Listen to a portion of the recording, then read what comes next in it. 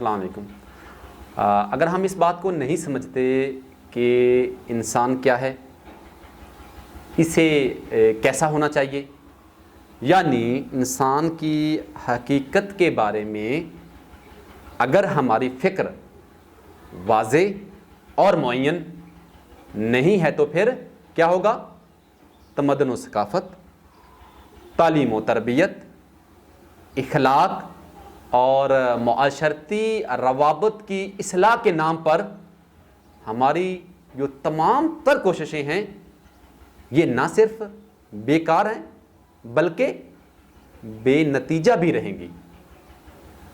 اور اگر وہ لوگ جو انسان کی حقیقت کے جانے بغیر انفرادی یا اجتماعی اصلاح کا بیڑا اٹھاتے ہیں، ان کی مثال ایک ایسے مالی کسی ہے جو باغبانی کا فن تو جانتا ہے مگر جن درختوں کی وہ نگہداشت کر رہا ہوتا ہے وہ ان کی انواع و اقسام سے بالکل ہی نا واقف ہے۔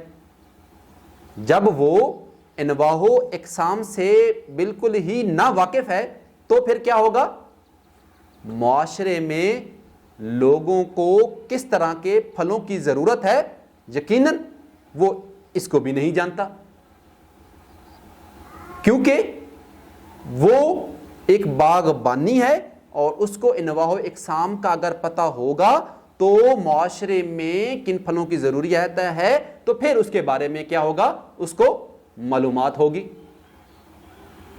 لیکن اس کے نہ جاننے سے معاشرے کی جو ضروریات ہیں ان سے بھی نا واقف ہے تو پھر اس کو کرنا کیا چاہیے؟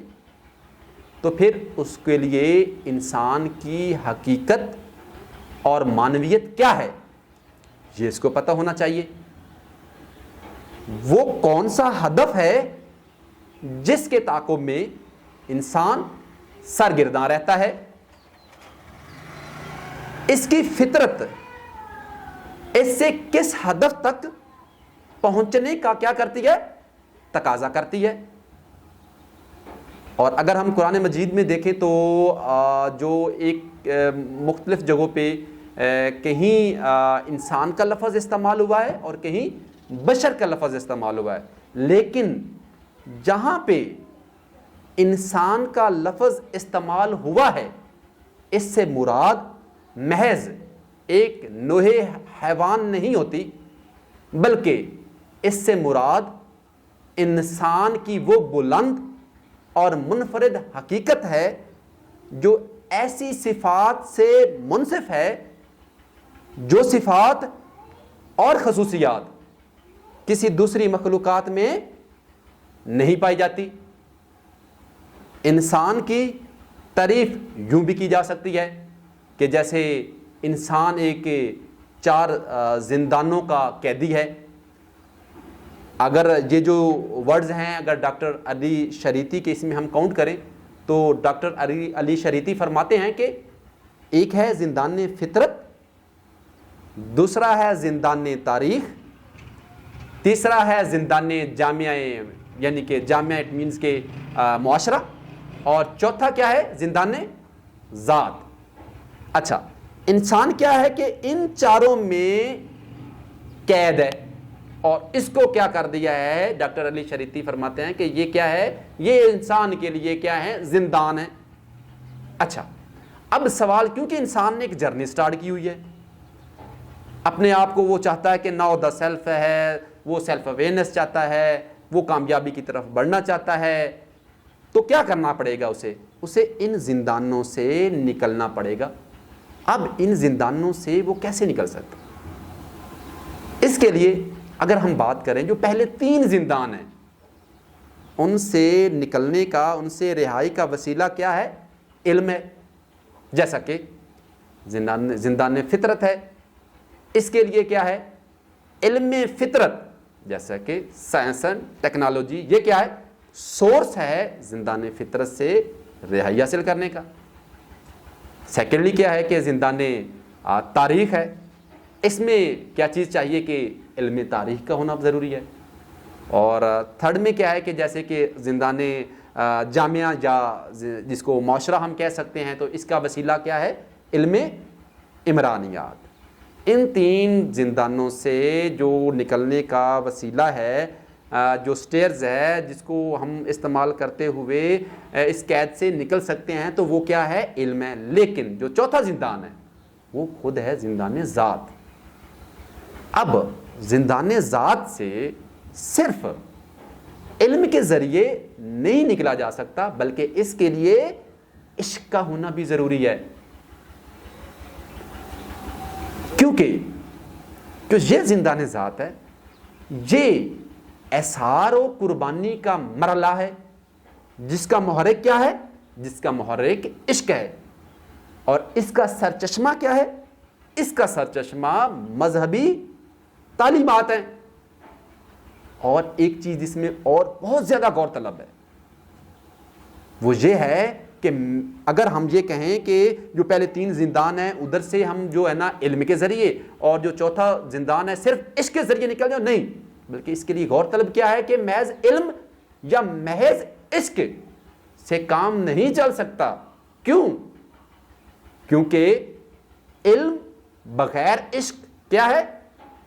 صرف محض ایک طاقت ہے, اور آپ کو پتہ ہے کہ طاقت کیا ہے, اور بغیر علم صرف طاقت کیا کرتا ہے؟ ظلم و فسادات کے فروغ کا سبب بنتا ہے. اور اگر ہم کہیں کہ عشق بغیر علم, تو یہ کیا ہے کہ یہ ایک قسم کی ضعف یا کمزوری ہے. اور جو ظلم و فسادات کی طاقتوں کی مزاحمت نہ کر کے انہیں مزید طاقتور بنانے کا سبب بن جاتا ہے. اب سوال یہ ہے کہ پھر انسانیت کی نجات یا انسانیت کی فلاح کا پھر رستہ کیا ہے؟ تو اس کا رستہ جو ہے وہ علم اور عشق کے امتزاج اور ہم آہنگی کا رشتہ ہے. یعنی کہ اس کا رستہ علم اور عشق کے جو امتزاج اور ہم آہنگی ہوگی تو کیا ہوگا؟ انسان اس سے نجات پائے گا. نجات پائے گا تو کیا مطلب ہے کہ فلاح پا جائے گا. اور یہی وہ رستہ ہے جس پر چل کر انسانیت اپنے آپ کو کیا کر سکتی ہے؟ اپنے آپ کو دریافت کر سکتی ہے. اور کیا کر سکتی ہے؟ جب انسانیت اپنے آپ کو دریافت کر لیتی ہے تو پھر کیا کرتی ہے؟ کمال کی منزل تک پہنچ سکتی ہے. اور اگر ہم معاشرے میں دیکھیں تو ہمارے پاس بہت سی بکس پڑھی ہیں, ہمارے پاس بہت سے ایسا ڈیٹا پڑا ہے جس میں یہ واضح ہے کہ جس بندے نے بھی اپنے آپ کو پہچاننے کی کوشش کی ہے اس کا اس دنیا کے بارے میں ایک جو تھنکنگ ہے وہ ٹوٹلی ڈفرینٹ ہوگی اگر اس کو ہم as compare to other persons کریں تو. کیوں؟ یہ اسی وقت پتہ چلتا ہے کہ جب انسان کیونکہ خدا نے انسان کو بہت سی خصوصیات دی ہیں, لیکن انسان کیا کرتا ہے کہ ان سے بالکل ایک اپنا زندگی کا جو رستہ ہے یا جو ہدف ہے جب اس سے ہٹ جاتا ہے تو کیا ہوتا ہے کہ یہ جو اس کی صلاحیتیں ہیں ان کو وہ بروئے کار نہیں لا پاتا. میں یہ سمجھتا ہوں کہ خدا تعالیٰ کی بہت بڑی نعمات ہیں اور خدا کی بہت بڑی سعادت ہوگی کہ اگر ہم ان کو اپنے چھوٹے چھوٹے معاملات میں اپنے آپ میں غور و خوض کریں تو ہمیں اپنے اندر بہت سی تبدیلیاں نظر آئیں گی. اور ہمیں جو ایک اپنے اس قید و بند اور کشمکش آج کل کے دور میں ہیں تو ہمیں کیا ہوگا؟ اس سے نکلنے میں بہت زیادہ آسانیاں ہوں گی. اور جب ہم خود اس سے آسانیوں تو ہم کیا کر سکتے ہیں کہ دوسروں کے لیے آسانیاں کریٹ کر سکتے ہیں, ان کو لیے آسانیاں ان کو ہم پرووائڈ کروا سکتے ہیں. ہم ایک ایسا سسٹم اور میکینزم, لیکن وہ کب ہوگا؟ جب خود انسان ان چیزوں سے اویئر ہوگا, اس نے خود اپنے اوپر ورک کیا ہوگا, اسٹرگل کیا ہوگا. جیسے کہ ہم صوفیہ کرام کا دیکھ لیں تو صوفیہ کرام نے بہت سے ان کے, جیسے کہ اگر ہم بلے شاہ کی بات کریں تو بلے شاہ نے بڑے خوبصورت ورڈز کہے ہیں اس حوالے سے کہ انہوں نے اپنے ہم آہنگی کے بارے میں, اپنی ذات کے بارے میں, کہ وہ کہتے ہیں کہ پنجابی میں ہیں کہ برا بندہ لبن ٹریا برا نہ لبھیا کوئی, اپنے اندر جاتی ماری میں تو برا نہ کوئی. جب اپنے اندر انسان دیکھتا ہے تو بہت سی چیزیں کلیئر ہو جاتی ہیں. دوسری بات اگر ہم دیکھیں کہ اس میں ڈاکٹر علامہ اقبال کا تو بہت زندگی کا ایک بہت قیمتی سرمایہ وہ ہمیں چھوڑ کے دے کے گئے ہیں, جس میں انہوں نے خودی کے بارے میں بہت لکھا ہے. تو یقیناً یہ جو ہیں آج کا جو ہمارا لیکچر ہے اس میں بیسیکلی یہی چیز تھی کہ کیا جب ہم اسٹرگل کرتے ہیں تو ہمارے آگے جو ہرڈلز کریٹ ہوتی ہیں تو ان سے ہم کس طرح سے ان کو کوشش کر سکتے ہیں. پہلی بات تو یہ ہے کہ ان کو جاننا ضروری ہے, پتہ ہونا ضروری ہے. ہمارے مسئلہ کیا ہے کہ پرابلمز کا نہیں پتہ ہوتا کہ پرابلمز ہے نہیں. دوسری یہ بات ہے کہ ہم پرابلمز کو پرابلم سمجھتے ہی نہیں ہیں. کیوں؟ یہ صرف اس سٹیج کی بات ہے جب ہم کیا کرتے ہیں, ہماری نوعیت جو ہے نا بہت سی اور انوالومنٹ میں ہوتی ہے. ہمارا فوکس کیا ہوتا ہے, ہماری پیورٹی کیا ہوتی ہے, وہ ٹوٹلی ڈفرینٹ ہوتی ہے. تو آج کا یقیناً یہیں پہ اختتام کرتے ہیں, اور نیکسٹ انشاءاللہ اس سے ریلیونٹ جو چیزیں ہیں وہ ہم شیئر کریں گے. بہت شکریہ.